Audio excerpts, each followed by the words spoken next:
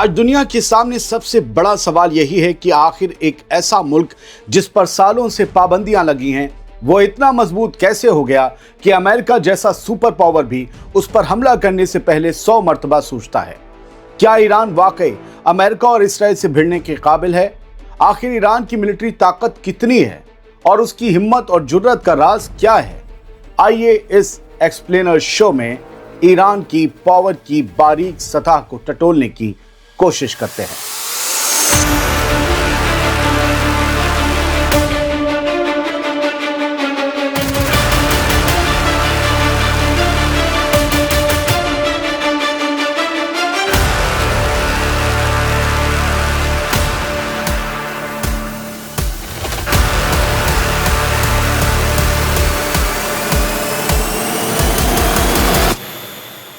जनवरी 2026 के ताज़ा हालात के मुताबिक ईरान की ताकत का राज उसकी फौज की तादाद में नहीं बल्कि उसकी चालाकी और उसकी टेक्निक में छिपा है।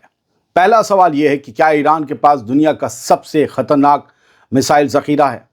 तो जवाब यह है कि ईरान ने पिछले 20 सालों में दुनिया का सबसे बड़ा और जानलेवा मिसाइल प्रोग्राम खड़ा कर दिया है।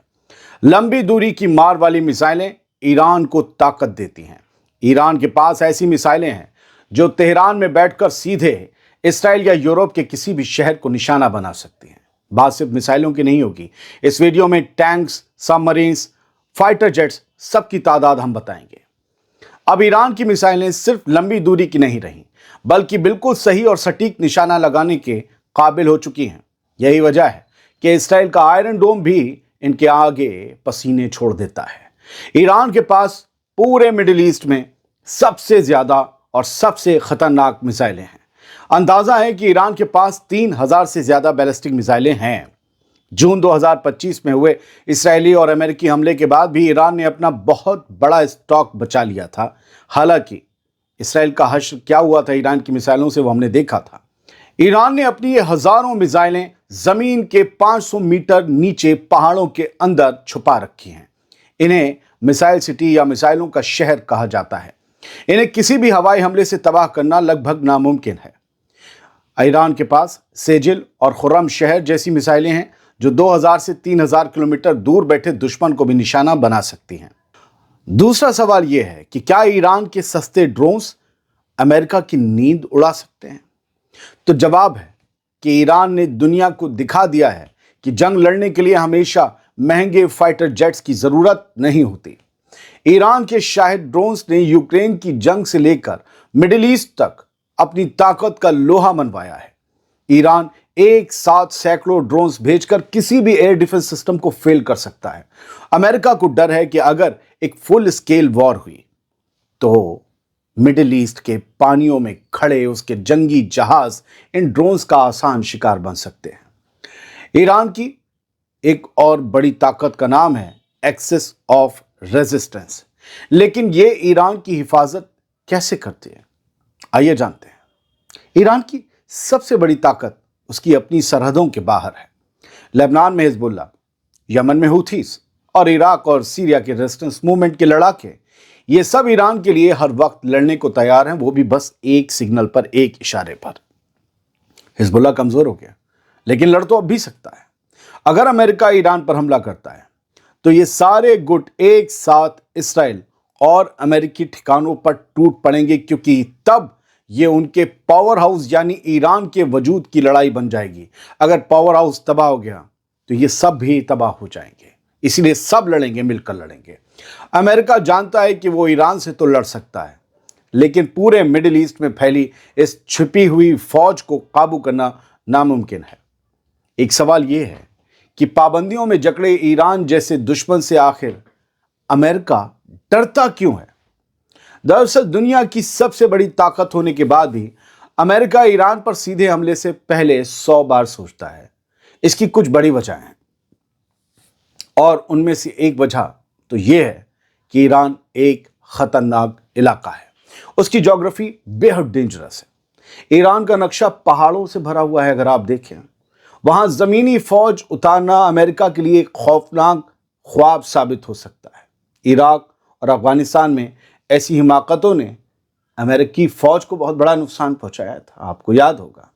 ایران میں وہ غلطی شاید ہی دہرائی جائے، کیونکہ ایران عراق اور افغانستان بھی نہیں ہے، ایران ایران ہے۔ اب ایک اور بڑا سوال ہے کہ جس کا جواب ایران کی اسٹریٹجک طاقت کے ساتھ ہی امریکہ کے ڈر کو بھی بیان کرتا ہے۔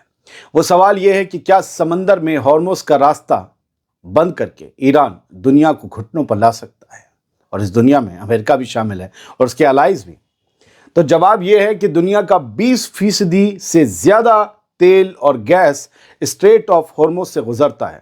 اسٹریٹ آف ہارموز سمندر کا وہ بے حد پتلا سا سنکرا سا گلیارہ ہے جہاں ایران کا دبدبہ ہے۔ اسٹریٹ آف ہارموز یہ گلوبل اکنامی کا گلا کہلاتا ہے جسے ایران کبھی بھی گھوٹ سکتا ہے اور آکسیجن بند ہو جائے گی دنیا کی اکنامی کی۔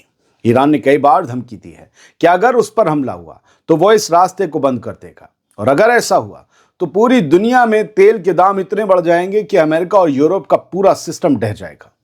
دوستوں، ایران نے اپنی ملٹری کو اس طرح بنایا ہے کہ وہ اجے یعنی کہ قابل تسخیر نہ صحیح لیکن بے حد خطرناک ضرور ہے۔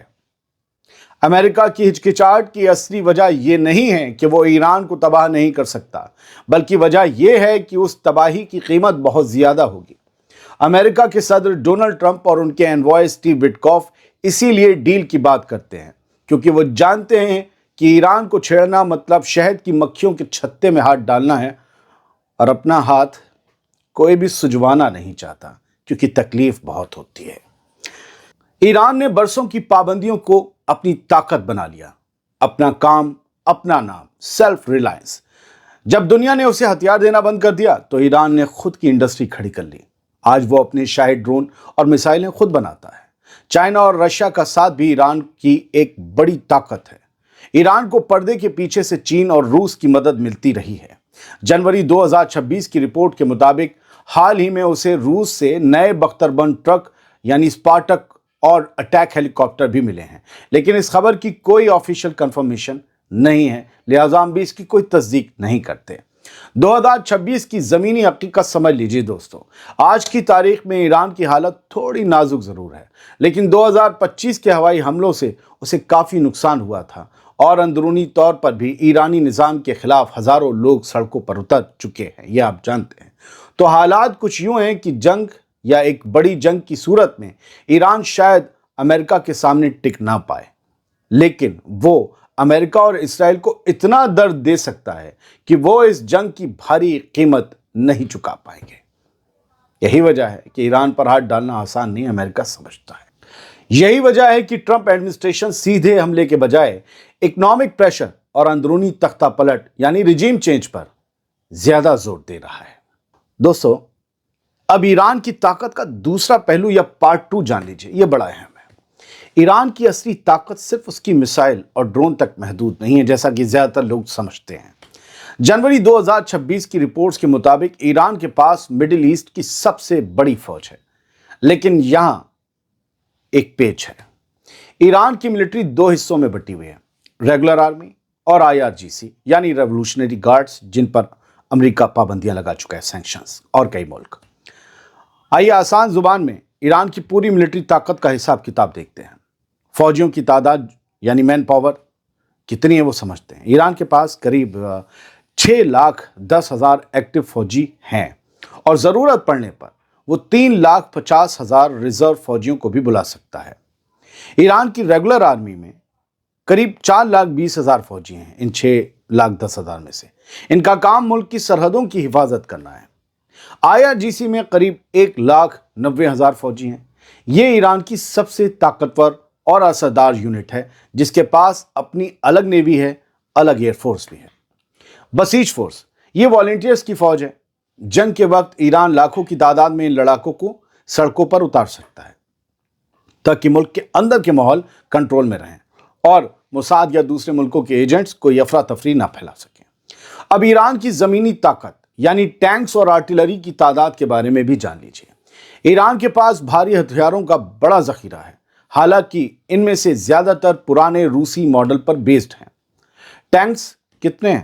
ایران کے پاس قریب 1,500 یعنی 1,500 سے زیادہ مین بیٹل ٹینکس ہیں، جیسے T-72 اور ذوالفقار وغیرہ۔ بختر بند گاڑیاں یعنی AFVs قریب 2100 سے زیادہ ہیں۔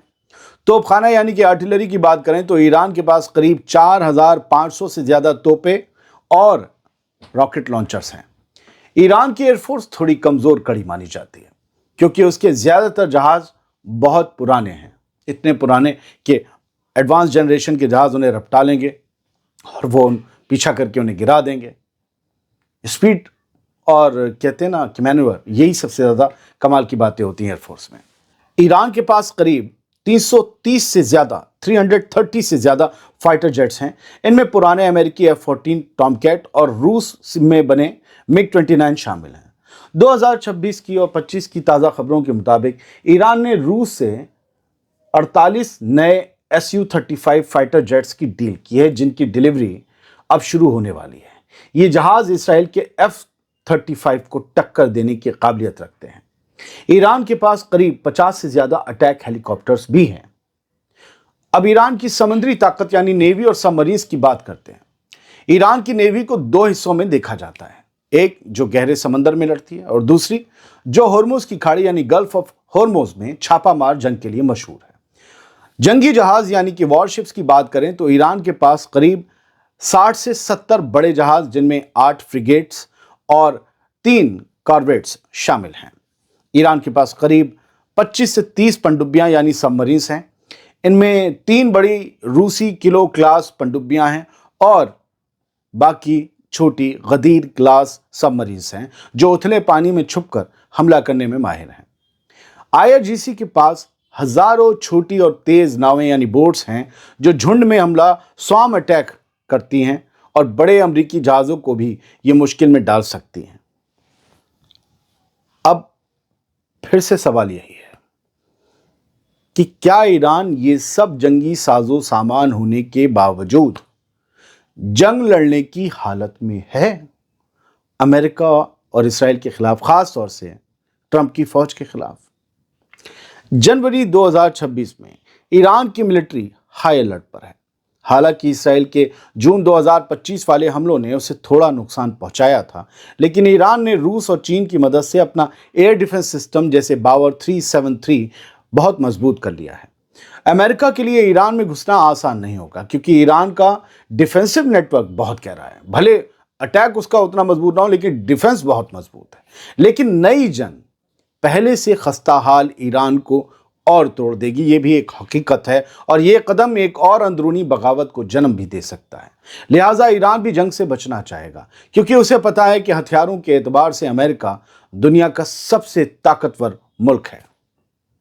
آخر میں یہی کہوں گا دوستو کہ اگر جنگ ہوئی تو نقصان دونوں کا ہوگا، اور تاریخ گواہ ہے کہ ہمیشہ جنگ لڑنے والی دونوں پارٹیز یا جتنے بھی ملوث ہوں، نقصان سب کا ہوتا ہے، کسی کا زیادہ کسی کا کم، اور اپنا نقصان کوئی نہیں چاہتا۔ اسی لیے جنگ سے بچنے کی صورت تو سوچی ہی جا رہی ہے۔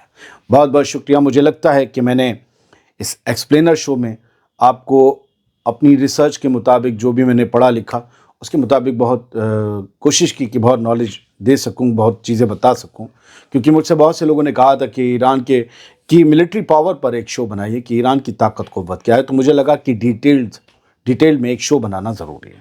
امید کرتا ہوں آپ کو پسند آیا ہوگا، بتا دیجیے گا تو اور کوشش جاری رہے گی۔ سلامت رہیے، خوش رہیے۔